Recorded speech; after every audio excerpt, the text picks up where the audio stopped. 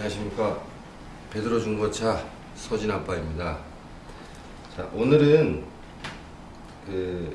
내가 사고 싶은 중고차를 싸게 살 수 있는 팁을 제가 드리겠습니다. 지금 여기는 저희 근무하는 사무실이고요.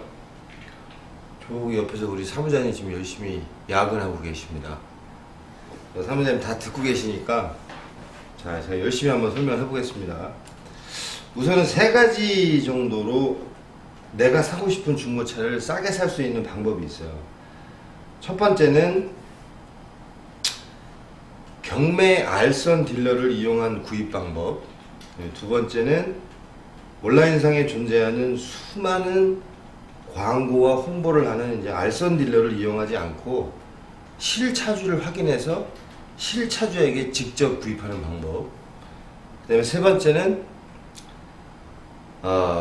사고는 사고대 단순 교환이 있는 차량을 구입하는 방법.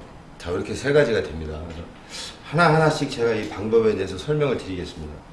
첫 번째, 경매 알선 딜러를 이용해서 구입할 때 싸게 살 수 있는 이유는 아직 국내의 이제 중고차 매입 딜러들의 매입 유통 경로가 우리나라 같은 경우 이제 경매장이 많이 취약하고 대수가 많지가 않아요. 근데 아시겠지만 국내에 현존하는 경매장이 현대 글로비스, 롯데 오토옥션, 아주, 그 다음에 그 대표적인 경매장이죠. 출품 대수가 주간 약 1000대가 넘어가니까. 그 다음에 이제 뭐 소소한 업체들이 뭐 공매라든지 뭐 출품이 몇 대 되지 않는 이러한 경매 시스템을, 경매나 공매를 이용하는 작은 업체들이 있죠. 근데 대표적인 게 현대, 롯데하고 아주예요. 자, 근데 일반인은 경매장에서 차를 구입할 수가 없어요. 코드는 다 이제 B2B 거래이기 때문에 경매장 성능 또한 일반인은 알 수가 없고 적용이 안 되고 보증 적용이 안 되고 딜러들, 그러니까 상사에서 이제 착출된 인원이 경매장에 참석해서 이제 물건을 낙찰받고 상품화시켜서 판매하는 거죠. 근데 이제 직접 차를 사고 싶은 손님이 경매장에 같이 알선 딜러하고 같이 가셔가지고 경매장에 이제 출품되어 있는 1000대가 넘는 수많은 차 중에 사고 싶은 차가 없겠습니까? 경매장에 수입차, 뭐 국산차, SUV, 화물, 승합 골고루 다 나와요. 경매장에서 차를 매입해서 판매하는 딜러들도 있기 때문에 경매 그 현장에서 바로 낙찰된 차량을 손님이 살 수 있다면, 상사 이전에서 판매하는 딜러의 차량이라면 어느 정도 이제 상품화 작업을 거쳐서 딜러의 하바가 들어가 있을 거 아닙니까? 그러면 경매장을 통해서 사게 되면 그 하바만큼 저렴하게 구입할 수 있는 방법 중에 하나죠. 단 경매장에서는 낙찰자 명의로만 이전이 되기 때문에 해당 알선 딜러 상사로 이전을 한 후에 약간의 수수료는 나올 수 있죠. 경매 낙찰 수수료, 매매 상사 매입 비용, 매도 비용, 그 다음에 알선 딜러의 수수료. 그렇게 해서 구입을 하시더라도 딜러가 경매장에서 낙찰받아서 상품화 시킨 차를 구입하는 것보다 저렴하게 살 수 있습니다. 물론 수요층이 많고 인기리에 판매되는 차종 같은 경우는 크게 뭐 싸게 샀다라는 그런 느낌을 못 받으실 거예요. 근데 덩치가 큰 차, 2천만원 이상 넘어가는 차, 고급 수입차 같은 경우, 그런 것들은 경매장에서 딜러들이 낙찰을 받더라도 뭐 적게는 150, 많게는 200 이상의 하바를 보기 때문에 그만큼 싸게 구입할 수 있는 방법이 될 수 있겠죠.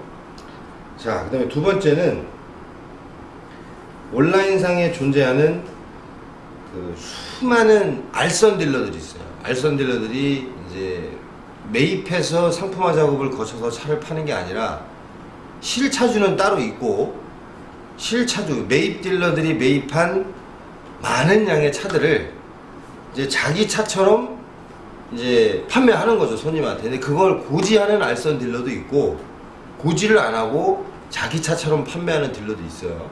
그게 아직 그 구체적으로 제도가 마련되어 있지 않다 보니까 딜러의 능력이죠. 어떻게 보면 알선 딜러가 매입 딜러보다 하바를 더 챙겨갑니다. 그게 사실이에요. 자, 근데 알선 딜러를 통하게 되면 예를 들어서 실차주가 상품화 작업을 통해서 어떤 차량 하나를 전시했는데 실차주가 받고 싶은 금액은 1000만 원이에요. 근데 알선이 손님을 데려왔는데 그 손님이 그 차를 선택을 한 거예요.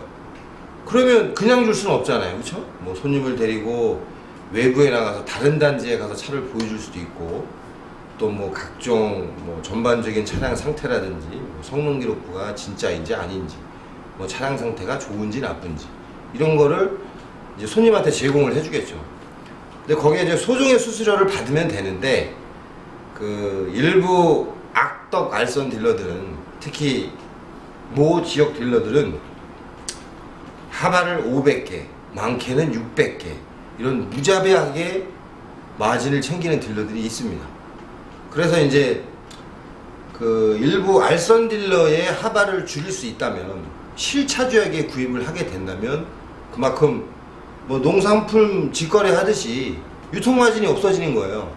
원차주는 따로 있는데 굳이 알선 딜러를 통해서 사지 않고 원차주에게 직접 사는 거죠.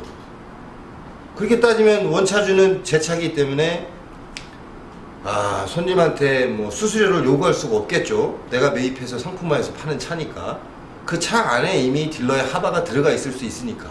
그래서 요것 또한 내가 사고 싶은 차를 저렴하게 살 수 있는 방법 중에 하나입니다. 물론 앞에도 말씀드렸지만 인기가 많고 많은 사람이 원하는 차는 크게 차이 날 수 없을 수 있어요. 하지만 이제 비싼 수입차라든지 이런 것들은 알선 딜러들도 하바를 적당히 보면 되는데, 아까 말씀드렸듯이 무자비하게 보는 친구들이 있어요. 그렇게 되면 손님 입장에서는 부담스럽죠. 그리고 이게 맞는 금액인지 제대로 산 건지 알 수가 없어요.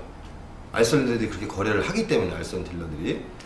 자, 그게 두 번째 방법이고, 세 번째 방법은 단순 교환. 그러니까 자동차를 보게 되면 일체형 모노코크 바디가 있어요. 그거는 이제 자동차 제조사에서 생산을 할 때 로봇이 스폰 용접에 의해서 뼈대의 몸체를 만들어낸 후에 그 다음에 탈부착이 가능한 부위를 이제 따로 이렇게 또 로봇이 조립을 하겠죠. 그 부위가 앞뒤 범버 포함해서 약 10곳입니다. 앞뒤 범버 2개, 앞에 양 휀다 2개, 본넷 하나, 문 4개 또는 2개가 되겠죠. 뭐 쿠페나 해치백이 있을 수 있으니까. 그 다음에 트렁크, 그 다음에 뒤 휀다는 자동차를 양산할 때 이제 로봇이 같이 스폰 용접으로 찍어 나오기 때문에 뒤 휀다는 탈부착이 안 돼요. 자, 그렇게 10곳 중 자동차의 사고 중에 가장 치명적인 영향을 주는 게 전면 추돌 사고, 그 다음에 측면 추돌 사고. 뭐 사고는 어느 부에 뭐 상관없이 일단 사고가 나면 차에는 좋을 수가 없죠. 근데 이제 전면 추돌을 경미하게 해서 범버와 양 앞 휀다, 그 다음에 후드를 교환했다. 그러면 보험사에서 얘기하는 무사고 기준이 뭐냐면, 단순 탈부착 교환 부위가 3곳 미만, 3곳 미만은 무사고라고 성능기록부에 나와요. 3곳 이상은 무사고란 말을 쓰면 안 돼요. 그러니까 단순 교환에 사고가 없는 차량, 이렇게 고지를 하는 게 맞습니다. 그래서 연이어 3곳이라면은 뭐 앞 휀다 문 2개, 우측 휀다 문 2개, 문 2개 뒤 휀다, 이런 식이겠죠. 그래서 예를 들어서 신차가 뭐 한, 지금은 많이 싸졌지만 520D가 프로모션 하면은 한 6천만원 좀 넘어갈 것 같아요. 그럼 뭐 이전하고 등록하고 뭐 한 6,500, 6,600, 700 되겠죠. 근데 한 1년 정도 되고 10,000km 정도 됐다. 그럼 중고 시세가 뭐 한 1000에서 1500까지 빠질 거예요. 벌써 거기서부터 싼데 그 차를 사고 싶은데 예산이 부족해. 더 싸게 사고 싶어. 근데 어떤 차를 봤는데 교환 부위가 뜨는 거예요. 이 수입차는 주행거리와 교환 부위에 상당히 예민하기 때문에, 그러니까 완전 무사고 아무것도 교환 부위가 없고 주행거리가 10,000km인 차가 예를 들어서 중고 시세가 4,500이라 한다면, 제가 말씀드렸듯이 후드 아니면 양 휀다 아니면 문 2개 5곳까지 예를 들어서 교환이 됐다. 단순 탈부착이기 때문에 차를 운전하는 데 있어서 아무런 지장을 주지 않아요. 5곳 교환 부위가 있다. 그럼 보험 이력은 엄청나게 뜨겠죠. 아마 수천만 원이 뜰 수도 있어요. 1,000만 원 이상.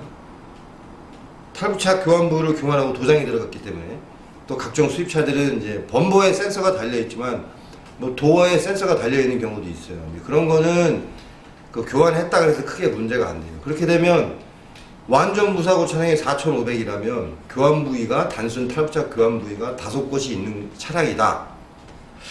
아마 500에서 많게는 700, 800 이상 더 차량 가격이 빠질 수도 있어요. 딜러들도 매입할 때 교환 부위와 보험 이력이 뜨는 차들은 더 싸게 가져오고, 판매할 때도 싸게 팔아야 돼요. 손님들이 예민하기 때문에. 그것이 이제 아무런 문제가 되지 않아요. 차를 운전하는데. 근데 이제 예민하신 분들이 이거 사고 아니냐고, 이거 무사고도 안 나오고 교환 부위가 막 5개, 4개씩 되는데 이거 사고 난 거 아니냐고.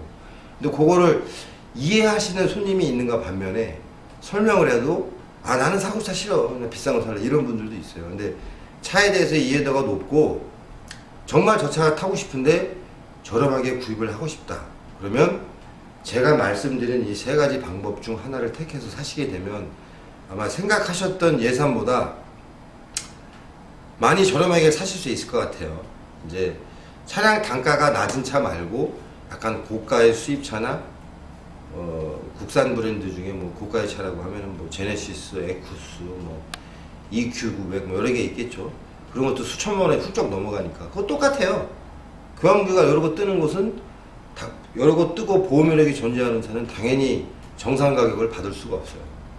근데 그것도 이제 정확히 뭐 단순 부위가 있다 그래서 성능상에는 표시가 안 나지만 미세하게 이제 어떤 다른 전장 부품에 문제를 줄 수도 있지만, 이제 그런 거는 이제 뭐 알선 딜러라든지 그 차주와 잘 확인하에 이상이 없다라는 걸 확인하에 구입하시는 게 더 좋겠죠. 자, 이상 내가 사고 싶은 중고차를 싸게 살 수 있는 3가지 팁을 제가 드렸습니다. 자, 영상 잘 보시고 뭐 궁금하신 거는 뭐 저한테 문의하시면 제가 따로 상담을 해드릴 수 있습니다. 자, 이제 오늘 영상은 여기까지 찍고 다음 영상에 또 뵙겠습니다. 고맙습니다.